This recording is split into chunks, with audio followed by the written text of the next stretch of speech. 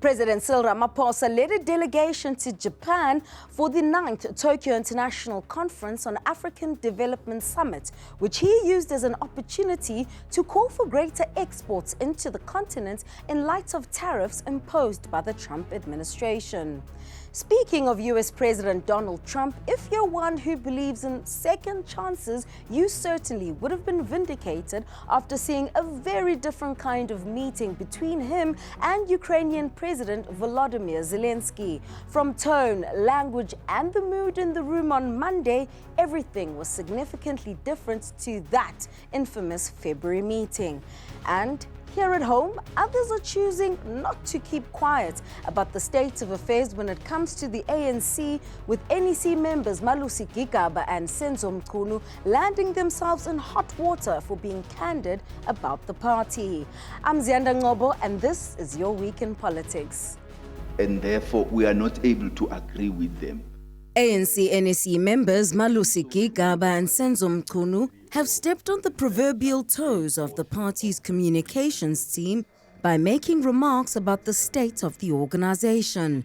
They were rebuked by their political home when Mchunu told an audience at an unveiling ceremony that the liberation movement could be likened to a person walking off a cliff. As for Gigaba, he told the Sunday Times that the National Executive Committee would be better off spending its energy fulfilling its historical mission instead of being inward-looking most of the time. So if we were sincere in undertaking our responsibility, we would not be so inward-looking, self-absorbed. We would be focused on this historical responsibility which we have to unite South Africa, to unite the black majority, to unite the African people, and then thereafter discuss what should we do to ensure that the organizational vehicle for that unity and for those socio-economic aspirations, which is now the ANC, is in a good condition to be able to fulfill that responsibility. And I think we still need to have a Morogoro type of conference, whether it will be this NGC or it will be something else. But that will enable us to have this candid self-reflection. I do not think that we are ready for such candid self-reflection. I think we are so preoccupied with our little corners, our little groupings, that there doesn't seem to exist the possibility for us to get out, to break free from these little groupings, so that we can now discuss what is it that is in the best interest of our country, of our movement, of our people, so that we achieve a post-colonial society. But by Monday, the ANC released a scathing statement saying that these comrades acted outside of any sanctioned organizational mandate or collective structure, making pronouncements that amount to decampaigning the ANC. Malusi Gigaba sits down with the Sunday Times, goes through a very extensive critique of decisions of the ANC that he is part of. Much lesser for Comrade Senzo Mchunu, who opines equally, though, in ways that are decampaigning, the effect of decampaigning the African National Congress. And so these things are quite serious. Staying with matters related to the ANC and its members, former Defense Minister and National Assembly Speaker Mapisa-Nqakula's lawyer was back in court this week, intimating that she could possibly make an application to have her case thrown out before the trial gets underway. This revelation was made on Monday when the corruption and money laundering case against her proceeded briefly before the Pretoria High Court. She faces 12 counts of corruption and 1 for money laundering for allegedly soliciting bribes in return for awarding contracts during her tenure as Defense Minister. Here's Junior Kumalo with those details. The case against former Speaker of the National Assembly and Defense Minister Nosiviwe Mapisa-Nqakula might not even go to trial. This was revealed on Monday as the state explained part of the reason for the defense request to postpone the case. For the defence to take instructions and possibly to make representations and for a result to that representations. Monday's postponement comes after numerous delays in the case since Mapisa-Nqakula's arrest a year and 4 months ago. During her appearance in June, Mapisa-Nqakula's legal representatives requested the disclosure of all documents by the state for her to prepare her defense. Despite this request, the former speaker's lawyer says she only received files from the state last week. We have received the disclosure.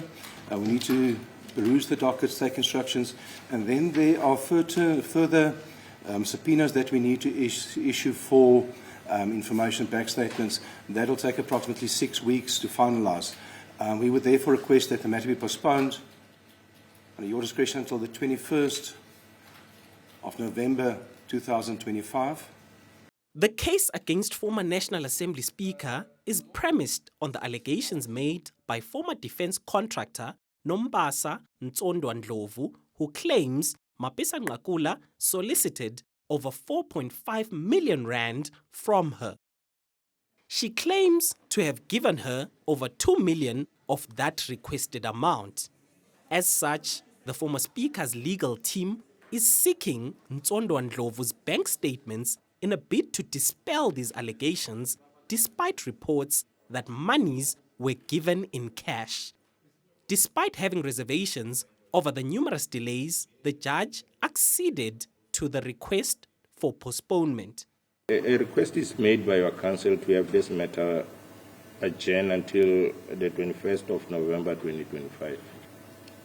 Your council also want to make representations to National Director of Public Prosecution in relation to all the documents that has been discovered to see to whether there is a case or no case for you, or the state should withdraw charges against you. For that purpose, this matter is then adjourned to the 21st of November 2025. It's a provisional date. One of the partners in the Government of National Unity, Rise Mzansi, has reflected on the state of the coalition agreement and its modalities. Its leader, Senzo Zibi, held a briefing on Monday to account for the work they've been doing in Parliament, Gauteng and the Standing Committee on Public Accounts, SCOPA. Rise Mzansi says the GNU needs a reset, describing it as an experiment that should not be expected to be perfect. I am hoping that the meeting that we all undertook to have as GNU leaders is going to take place so that we can get it on with devising a more cohesive political and legislative program where it's not just in the executive, it's how the caucuses work together in Parliament within reason, because the parties have not merged. They still have their respective identities. With the 2026 local government elections looming large, Zibi has expressed his opinion about DA Federal Council Chairperson Helen Zille raising her hand to become mayor in Johannesburg. He says this simply cannot happen. Joburg is falling apart. There is also a 75-year-old South African, she's 74 this year, she will be 75 next year, who has stepped forward and said, because Johannesburg does not have people with the fortitude to run it, she will leave Cape Town and live in a sister's backyard to run Johannesburg on behalf of Joburgers. If Helen is a viable candidate for Johannesburg, nobody should complain when an 85-year-old Helen, or however old she will be, a 79-year-old Helen, runs for president in 2029, she will be correct. Because the problem is people prefer to talk and analyze instead of burning in the sun like the rest of us. This week, the Independent Electoral Commission held stakeholder meetings in KwaZulu-Natal where they were clear that there's no intention to introduce electronic voting for the 2026 local government elections. To briefly take you through the issue of electronic voting. Earlier this year, the IEC hosted a 3-day conference to start a national discussion on the feasibility of adopting such a process. In last year's general elections, voter turnout was a major concern, with millions of registered voters not participating. But Mamabolo says discussions are still underway on the new system. So it may well be that ahead of the elections, there'll be one general registration weekend. Our preference is 2. But of course, we all know the fiscal position of the country. And after the 2 registrations, if they happen, we'll have a proclamation of the election date around July, give and take. Please don't hold me to this. This is just illustrative.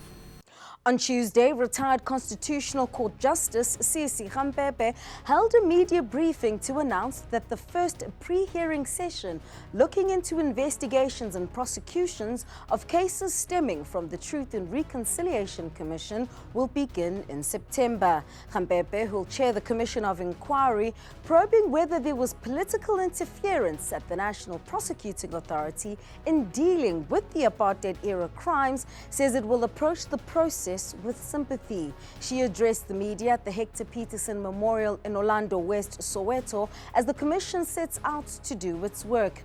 Newzroom Afrika's Zolega Kodashe has the details.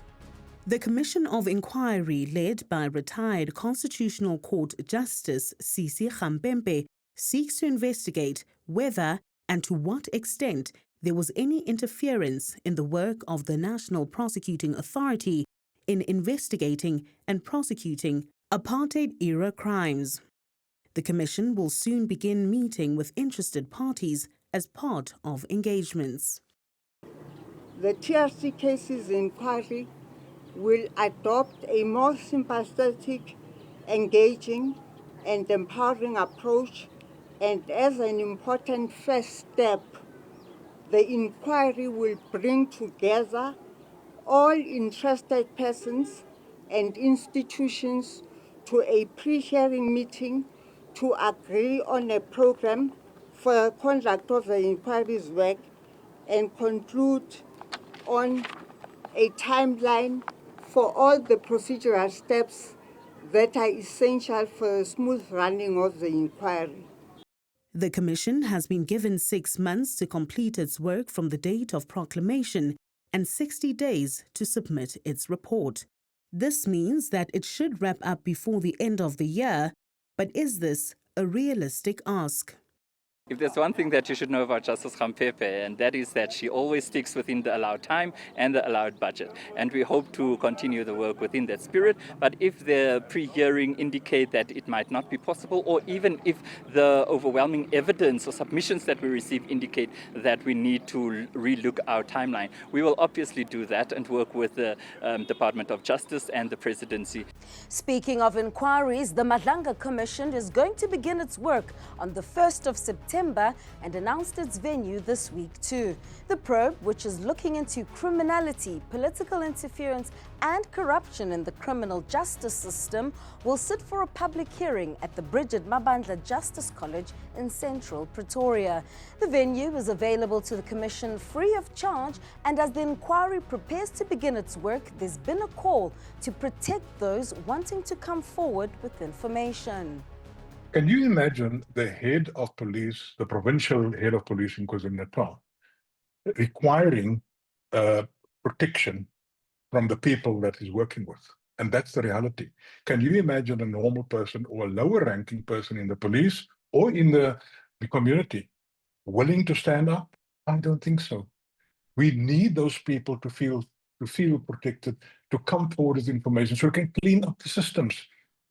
Meanwhile, in Parliament, MPs in the ad hoc committee looking into claims made by KZN Police Commissioner Madlanga Commission had a heated debate over the handling of classified information that it is likely to be presented before it. In the marathon 9-hour gathering, the members deliberated on the terms of reference, with some clashes over paragraphs and wording of the document. Ultimately, it was agreed that amendments will be sent to members of the committee by the weekend and will then be adopted. One thing they did agree on is that Mkhwanazi must be the first one to appear before the body. There is a process for documents that are classified to be declassified legally. And I would like to think that we would like this committee to be able to unravel whatever criminality. I mean, we do know that documents pretty much get classified also to cover up criminality.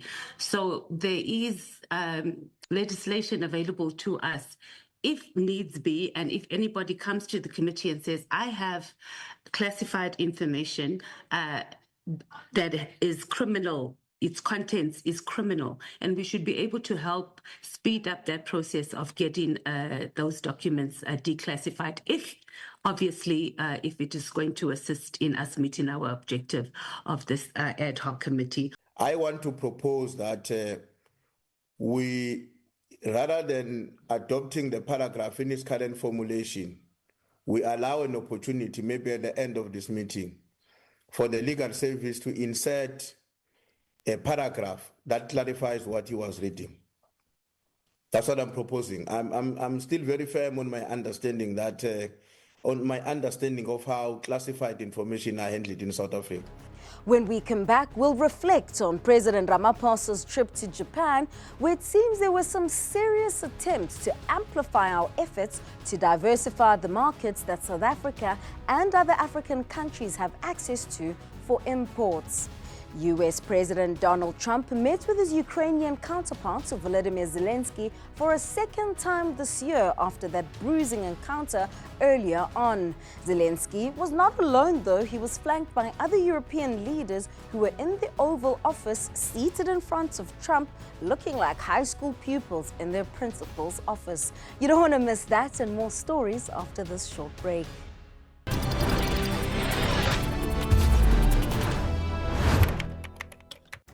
Welcome back. You're still watching the wrap of your week in politics here on Channel 405.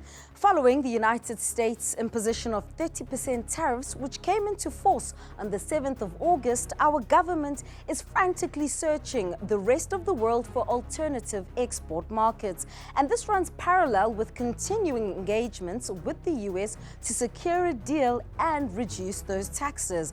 But speaking at the Tokyo International Conference on African Development Summit, TICAD, his first major international trade and cooperation platform since the US tariffs kicked in, our President Cyril Ramaphosa outlined the areas in which South Africa urgently seeks market access and better tariff cooperation. Recent tariff actions by the United States on African goods have highlighted the need to diversify our export markets. South Africa is a leading exporter of agricultural produce and high-quality industrial products such as automotive vehicles, as well as components. We call on Japanese counterpart companies to support tariff cooperation to ease market access for African goods. We seek partnership in infrastructure, in energy, in digital development through blended finance. We also seek partnerships in financing skills development, youth innovation, and small business scaling. At the same time, Electricity Minister Ziyanda Ngcobo, who's among the ministers and business leaders in Yokohama with President Ramaphosa, outlines why Japan is important for South Africa at this time. We are working with our counterparts here to see how best we can enable the green hydrogen complex to also emerge in our country. You know, we've got two major programs in our country, the Buhubai project, which is based in the Northern Cape, and the most advanced is the Kuha Green Ammonia project out of the Eastern Cape. And one of the Japanese outfits, Itoshu, is a big investor in that project. We're looking to produce over 1 million tons of green ammonia by 2030. The single biggest investment in the Eastern Cape is going to remake the economic landscape of the Eastern Cape. The MK party is yet to hold a policy or elective conference where its members would discuss and agree on things that the official opposition stands for. So for now at least, the task of shaping and articulating the MKP's positions rests with their leader, Jacob Zuma. And as Newzroom Africa's politics and economics editor reports, when it comes to foreign policy, Zuma is galvanizing continental support and seeking allies, but doing so, it would seem, by taking positions he didn't support while he was the president of the ANC and South Africa, or by disowning decisions of a government he once led. Here's Newzroom Africa's Vuyo Mvoko taking a look at that angle. If you will stand as members, please. The MK party leader at their last media briefing, standing up only to greet and joke.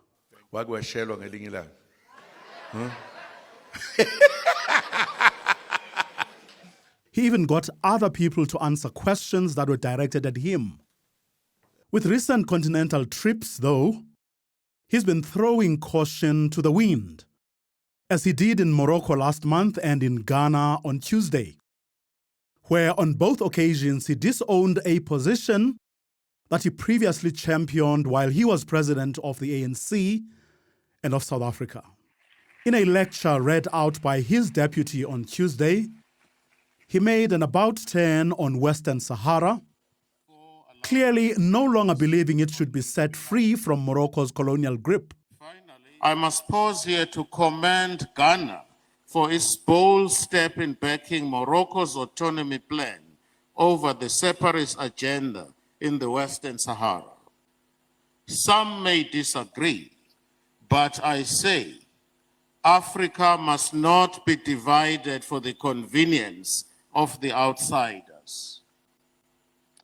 The era of balkanizing Africa to serve foreign agendas is over.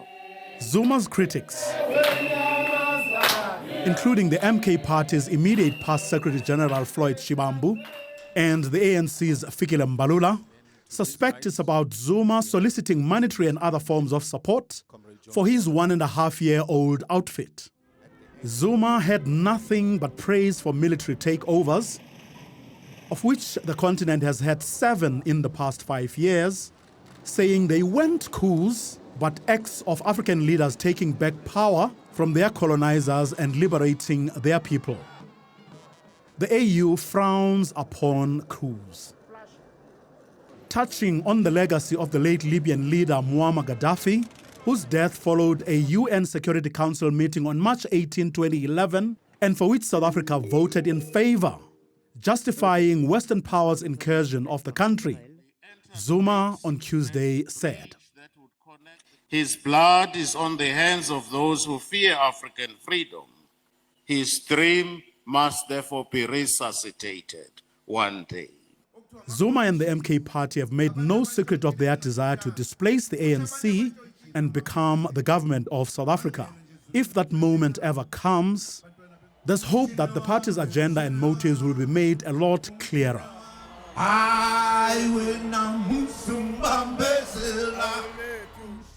And finally, round 2 of talks between US President Donald Trump and his Ukrainian counterpart Volodymyr Zelensky, which got off to a much smoother, lighter, and dare I say, friendlier start at the White House on Monday. And this time around, Zelensky came flanked by at least 6 European leaders in what has now been dubbed the Great European Charm Offensive.